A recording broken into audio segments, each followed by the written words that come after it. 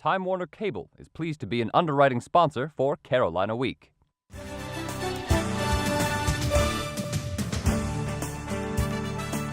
From the James F. Goodman Studio in the School of Journalism and Mass Communication at the University of North Carolina at Chapel Hill, connecting campus and community, this is Carolina Week.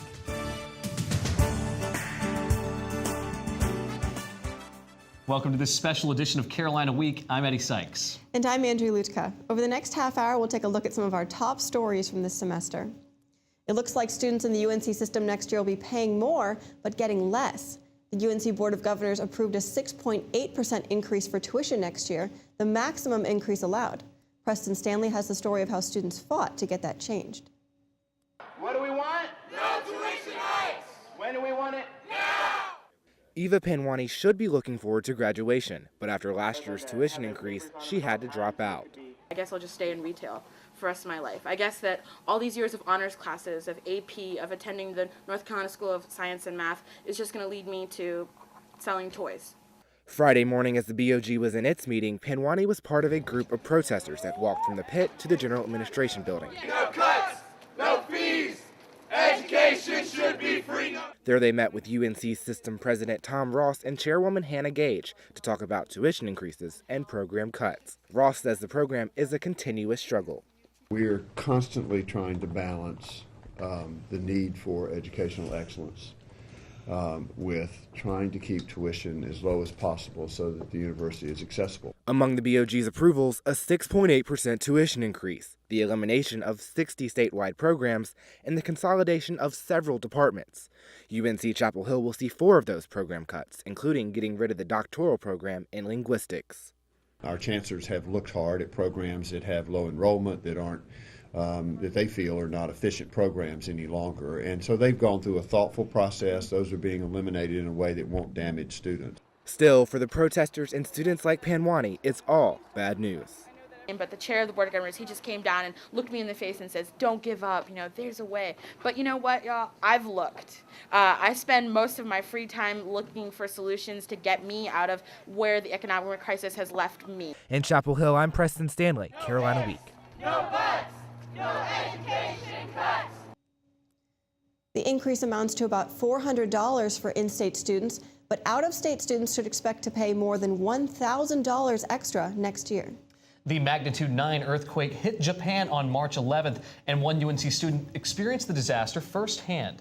UNC junior August Armbruster was studying abroad at Waseda University in Japan, and when the earthquake hit, he wasn't sure what was going on. The whole house began to shake and wobble. It felt as if the floor was supported by a jello. Very scary. You couldn't stand up.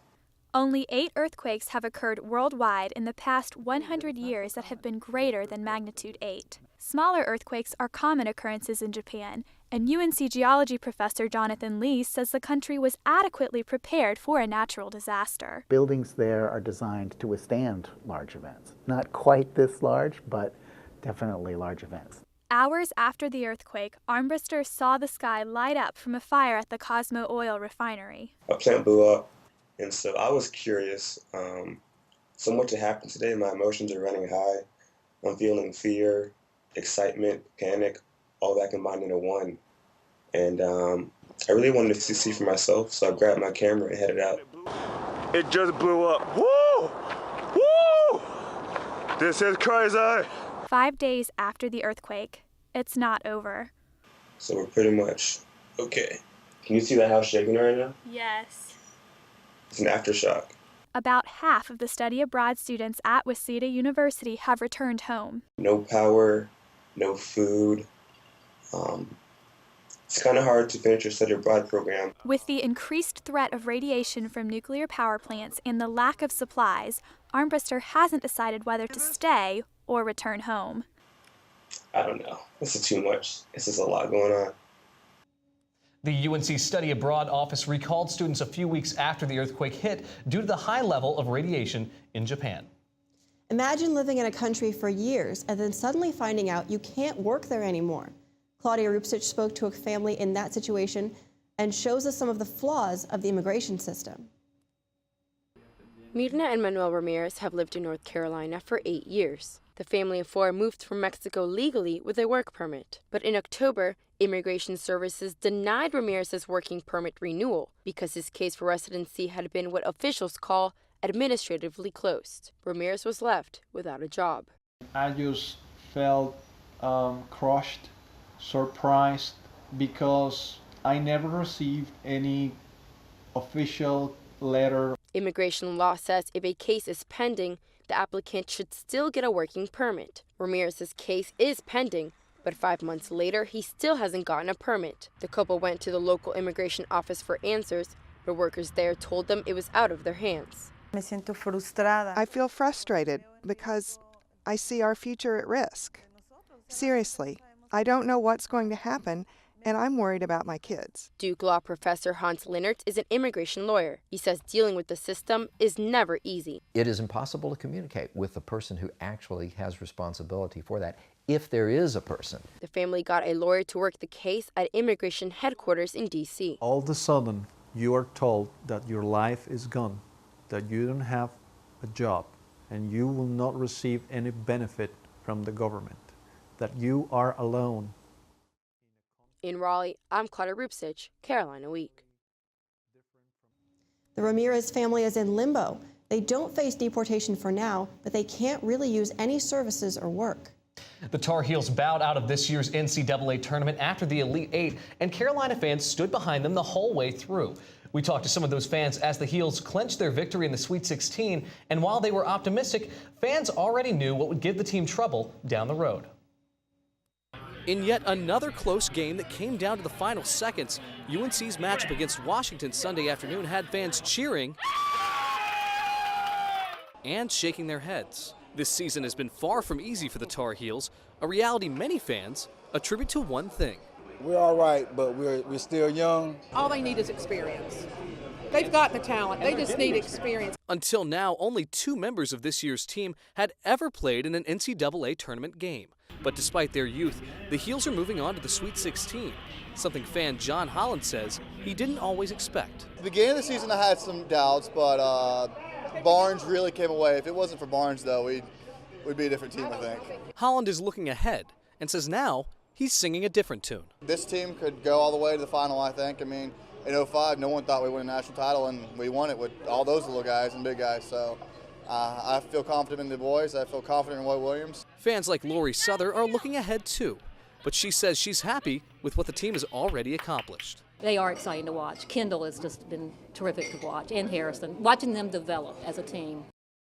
Unfortunately, the team didn't make it past Kentucky in the Elite Eight, but that hasn't stopped our starting 5 from taking on challengers outside of the Dean Dome. Recently, Barnes, Marshall, and the rest of the crew have been spotted playing pickup games with regular students all over campus.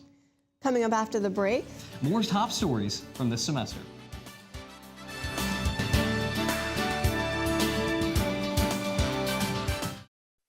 Rosita, did you know there's a right way to sneeze? Let's show them, Elmo! Yeah, got it! When you feel like your nose needs to give it at you, this is how you act, this is what you do. Lift your arm up high, bend it toward your face. Sneeze right there in the bendy place. Achoo! Achoo! You can do it with ease. Achoo! Achoo! That's the right way to sneeze. Thank you. To learn more about preventing flu, visit flu.gov.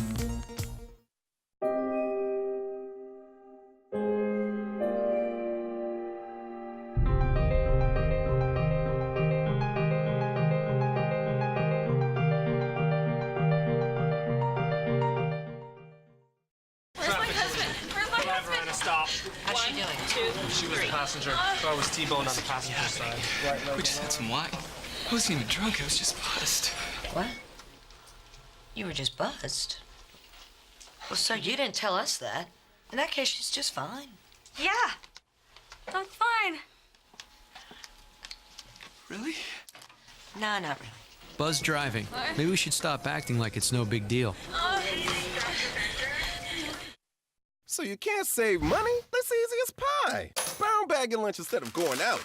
$6 save times 5 days a week times 10 years is $21,000. That's a lot of lettuce. Small changes today, big bucks tomorrow. Feedthepig.org.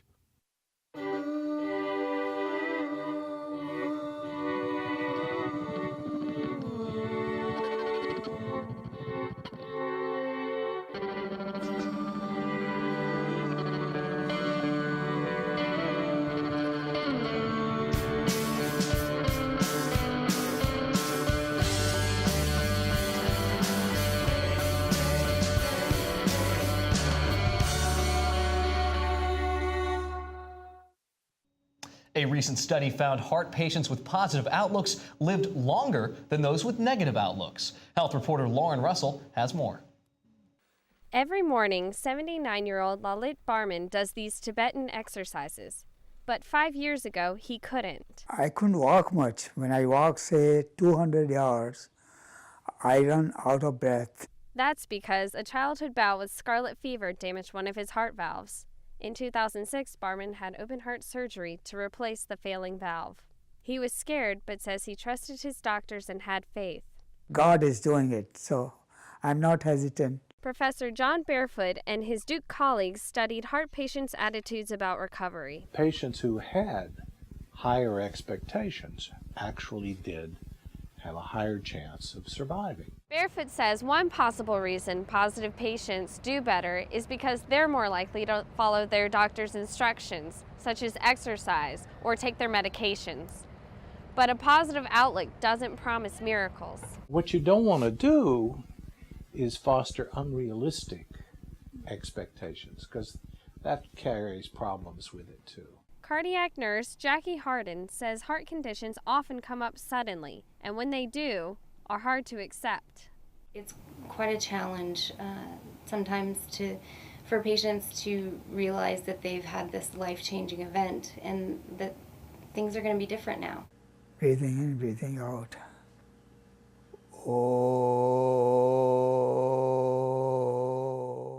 Barman still uses his faith to cope with how his life is now and encourages other heart patients to do the same. In Durham, I'm Lauren Russell, Carolina Week. Past research has shown that mental stress strains the heart, another reason Happy Hearts could keep working longer. You'd be hard-pressed to find someone who doesn't enjoy taking a trip to the South Point Cinemas or the Varsity Theater to catch a movie. But reporter Justin Page had a chance to check out a different kind of movie experience just up the road in Henderson. Gregory Brunskill is like many moviegoers who come to the Raleigh Road Outdoor Theater. Well, except perhaps a little more dedicated. It's a 12-hour drive from Long Island with a couple of stops in between. While visiting his father in Henderson, Brunskill and his family are just a few of those who can't resist a trip to North Carolina's oldest operating drive-in theater, a place that reaches back to a golden age. It's just a piece of Americana.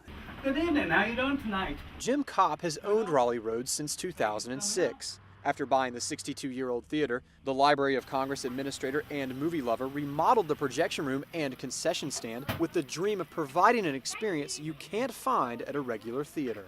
There's nothing like putting a movie on the large screen, having the kids play in the playground, seeing the families out in the cars, popping the popcorn. You get all that together, and it's just magical. And Kopp offers the magic every weekend of the year, when he turns this ordinary field into a Hollywood escape.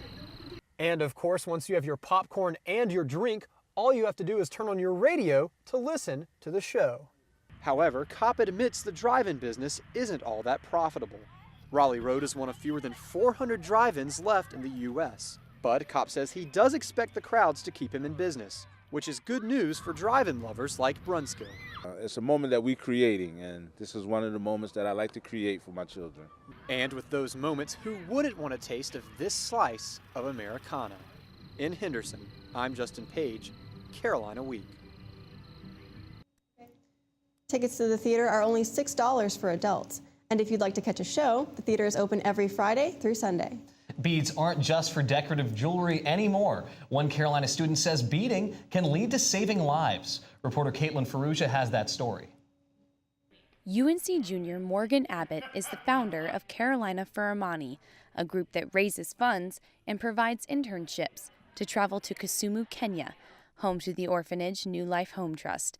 Carolina for Amani sells beaded necklaces, scarves, bags, and other Kenyan wares to help raise money for New Life Homes. It's money that can help children like 8-year-old Wilson, just one of the kids Abbott met on her first trip to Kisumu. Abbott says Wilson wants to be a doctor, so he can care for kids the way doctors cared for him. And for him to have that kind of outlook on life and that understanding of what true joy and compassion was as a 5-year-old, that surpassed my own understanding and the understanding of those around me in the United States. I knew I wanted to keep going back. And Abbott has now been back to Kenya 3 times, bringing the beaded necklaces strung by UNC students back with her. In addition to selling beaded jewelry, such as the earrings that I'm wearing, another way that Carolina for Imani fundraises is to enlist the help of student organizations such as Tri Sigma Sorority to sponsor a child at New Life Homes, specifically raising money for infants like Basil. Carolina for Imani brought the director and administrator of New Life Homes, John Ondeche, to come see the process of making the jewelry. He even tried to make a necklace himself. Ondeche says he now has a new interpretation of what the beads mean.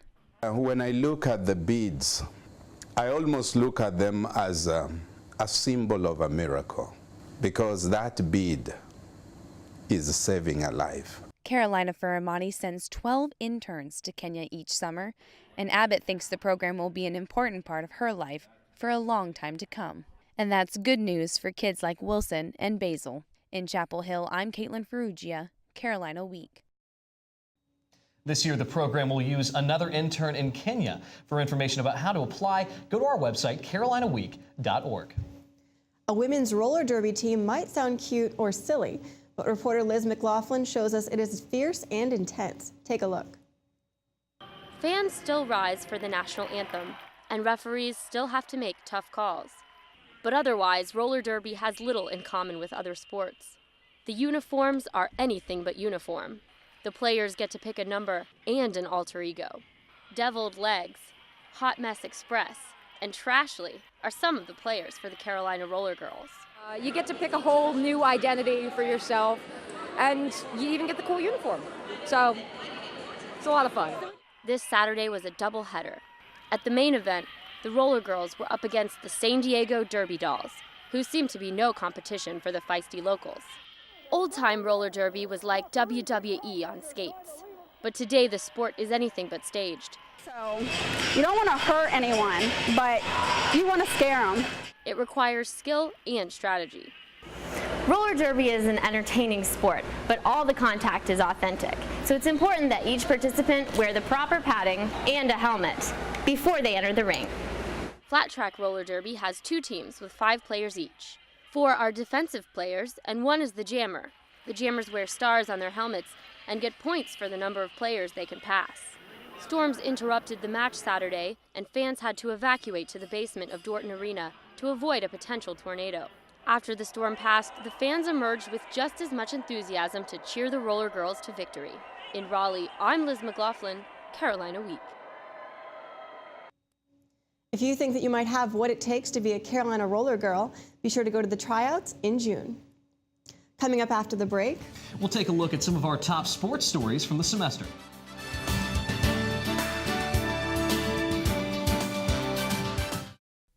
Listen to Uncle Johannes. Eisenbrahms make you grow up smart and successful so you can be a doctor, lawyer, handsome, genius composer. Like me. Feed your kids the arts. Visit AmericansForTheArts.org.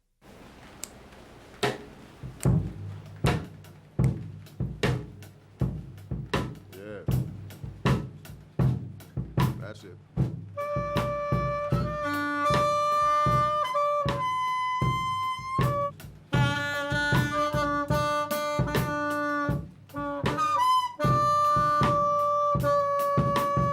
You don't have to be perfect to be a perfect parent.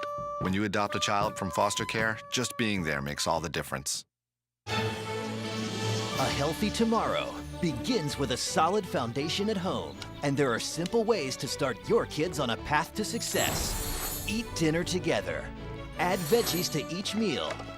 Save treats for special occasions. And be sure to get up and play an hour each day. Help your kids make all of their dreams come true. Be our guest to healthy living today at letsmove.gov.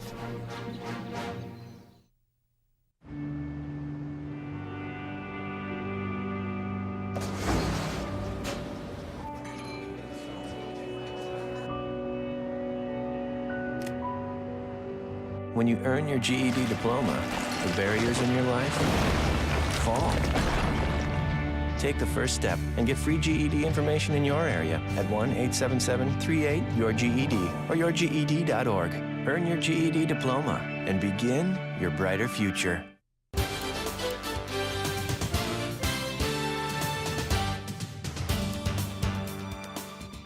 Welcome to Carolina Week Sports. I'm Andy Reeves. One UNC fan has been to every home men's basketball game since 1973.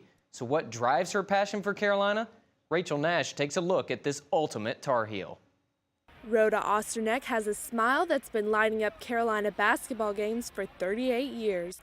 After all, it's her job to get the risers raging. And she says she owes it all to her husband, Bob, who inspired her love for the Tar Heels. I loved sports. I never could have married him if I didn't like sports. And so when I came down here, I just became a Tar Heel. Bob chose to cheer for UNC for a very important reason. So he went to Duke, State, Wake, and Carolina. And he felt that Carolina was the classiest school. But Rhoda isn't just a true blue in the Dean Dome. Her house is a shrine to all things Carolina. There are the Rams, the memorabilia, and she always makes sure to accessorize appropriately. And even from the street, you can tell this is Rhoda's house. Rhoda had it painted her favorite shade of blue. Back on the court, she says her favorite player of all time is undoubtedly His Airness, Goes back to Michael Jordan. Michael Jordan, mostly for one reason. Well, winning the national championship. Rhoda says no matter what, she'll continue to attend UNC basketball games. She says she has unfinished business. Well, I want to win a couple more national championships. That's what I want. And here's to Rhoda getting exactly what she wants.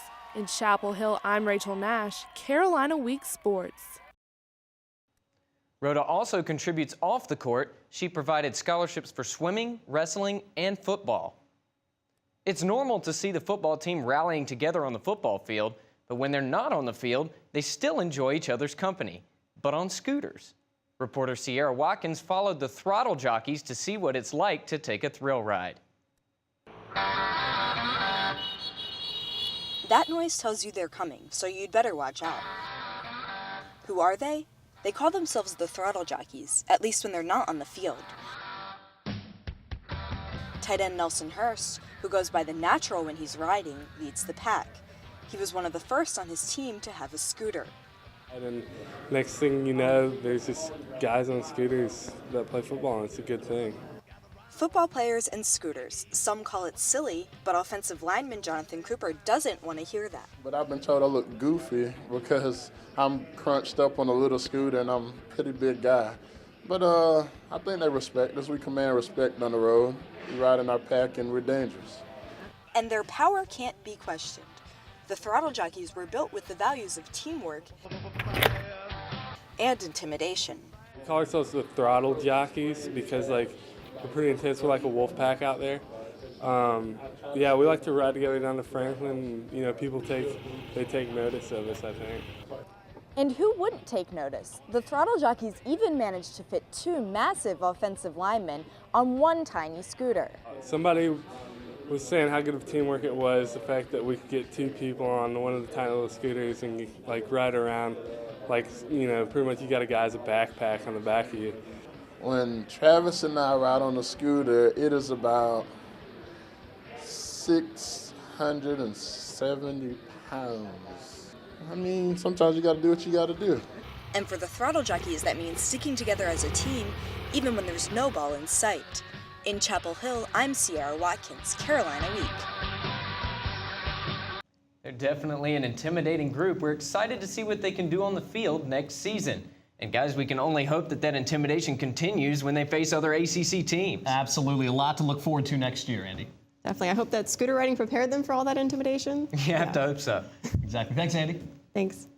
Coming up after the break, we'll show you how some students are rocking out without using instruments. Stay tuned. If you have a story idea, call Carolina Week at 919-843-8292 or email us at carolinaweek@unc.edu. If you have questions about this program, write Carolina Week at Campus Box 3365, UNC-CH, Chapel Hill, North Carolina 27599. Be sure to check out Carolina Week and Carolina Connection online at carolinaweek.org. Coming home can be hard if you're a veteran of Iraq or Afghanistan. You may feel like you're all alone, but you're not alone. At IAVA.org, your fellow vets are all around you.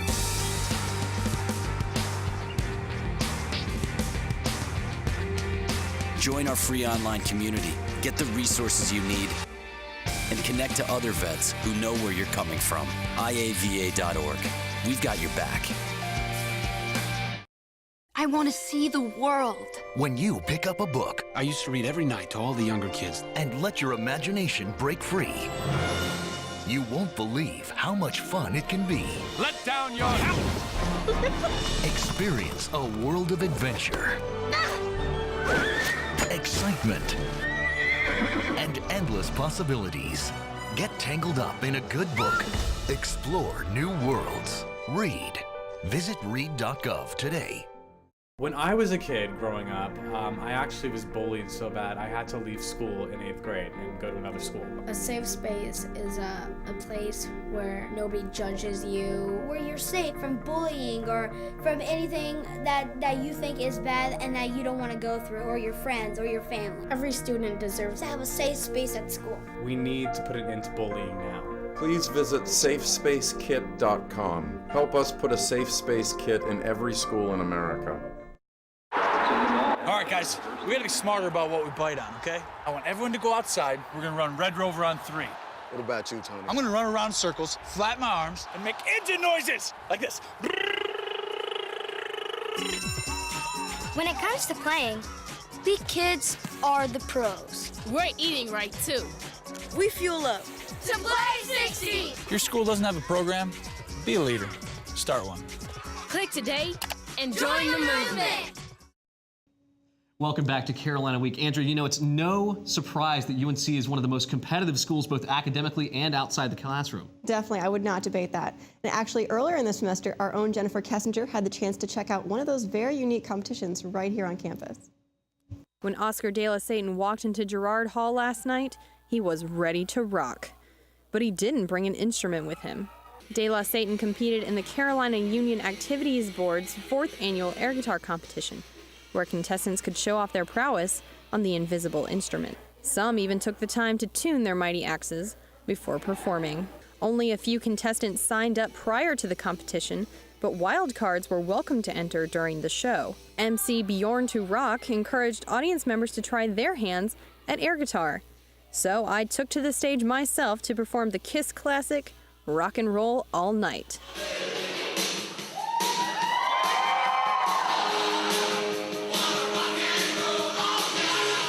After the first round, contestant Dr. Fingers gave me some sound advice for channeling my inner rock star.